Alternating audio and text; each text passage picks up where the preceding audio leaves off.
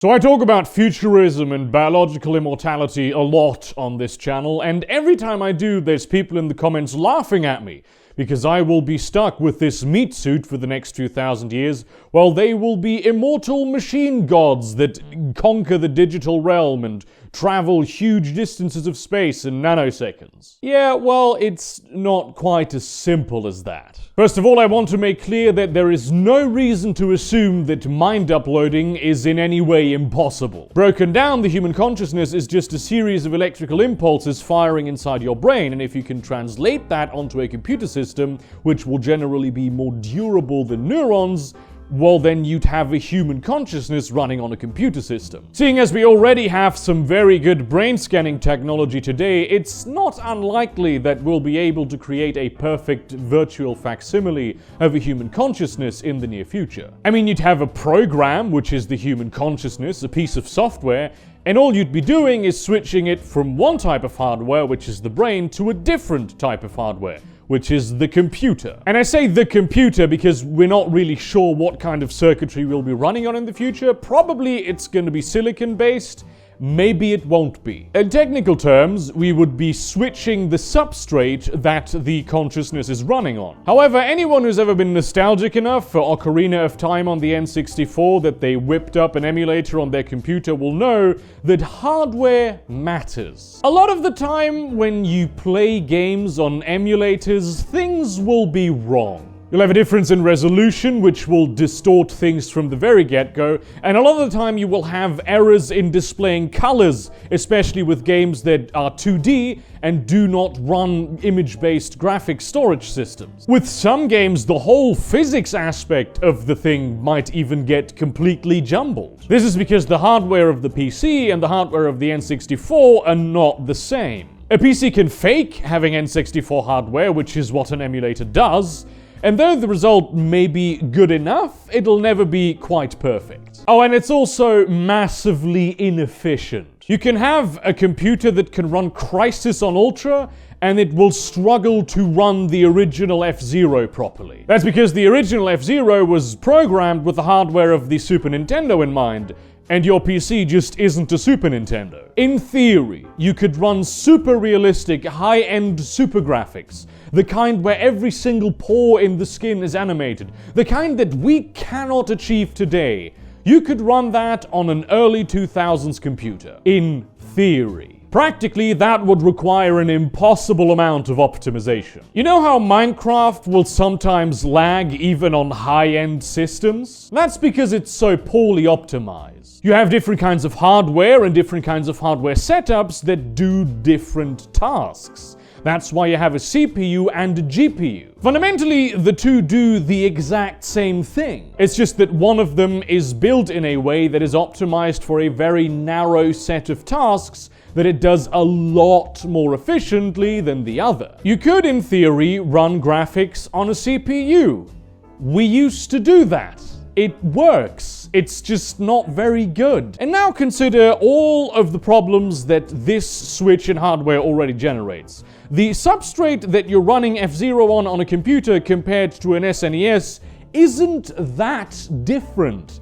And you already have all of these issues. Now imagine something that is designed to run on neurons running on silicon-based circuitry. That is an unfathomable hardware difference. Add to this the fact that the program in question here, which is a human consciousness, is maybe slightly more complex than F-Zero. Human brains are good at doing things that computer hardware just isn't. And computer hardware is good at doing things that human brains just aren't. Fundamentally, they are not the same. They have this consciousness running super inefficiently and probably also quite incorrectly on a substrate that is designed to do a completely different type of calculation from what is required to run that consciousness. Who can even imagine what will happen to a human consciousness in an environment like that? The only way that I can see us getting around this problem is if we develop a kind of hardware that is actually designed to run human minds.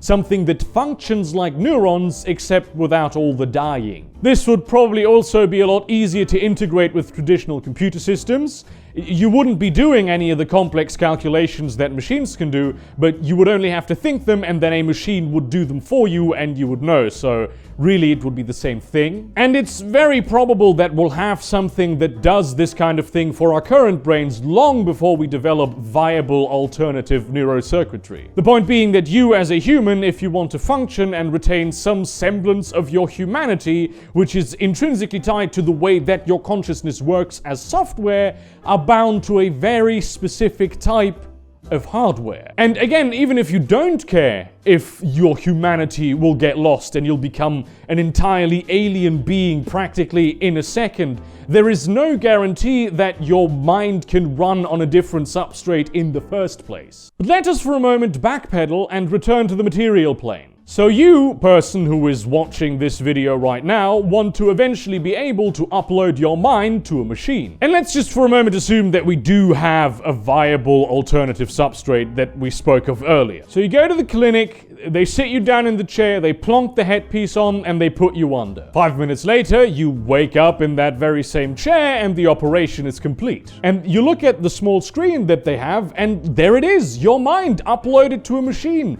Incredible! But except it isn't your mind, it's your mind from 5 minutes ago before you were put under. Divergence has already occurred because you are now two different entities looking at each other. You are still alive, you are still you are still running on meat. There's a copy of you running on computers, and they will become an immortal machine god.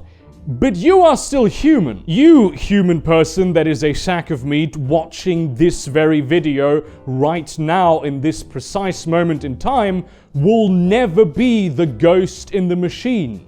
That will always be a copy of you. Because that's not how uploading works. When you copy a file on your computer, you now have two files. And when you upload something to the internet, unless you delete it, it doesn't disappear from your computer. There are now two of the same thing in two different locations. There's this idea that switching the substrate that your mind runs on will just somehow kill you, and then you will have the point of view from the thing that is in the machine? Which that also obviously is nonsense. You will still be dead. It will be a copy of you living in the machine. They would have the memories of being you.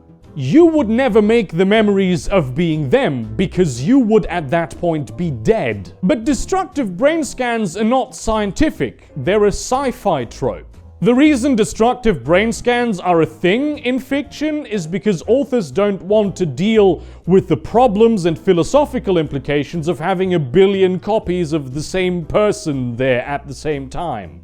That's not what their work is about. That might happen in some books, but not this one. By the way, We Are Legion, We Are Bob, really good book that does exactly that. It does deal with exactly those kinds of questions. I'm usually very apprehensive about light-hearted novels, but my girlfriend got me this one, and I really enjoyed it. There is absolutely no reason at all to assume that brain scans will be destructive. Like, none. I've said this earlier in the video, we already do run brain scans on people, and they don't die. I'm really sorry to say this, but you as an individual that exists right now, as a meat machine, as the stream of consciousness that is the individual you that currently exists, will never be an immortal machine god. Well, I mean, you know, never say never, I suppose. There is the possibility that we will develop some form of process, probably involving nanomachines, that gradually transforms your brain into the viable substrate that we have discussed earlier. And because the ship of Theseus is still the ship of Theseus after it's had all its parts replaced, you would still be you. Except, you know, now you'd be running on a computer. So I suppose don't give up hope just yet. Thank you very much for watching this video. I am expecting a whole lot of angry comments from people that they, you know, have just sort of destroyed their worldview and their death coping strategy.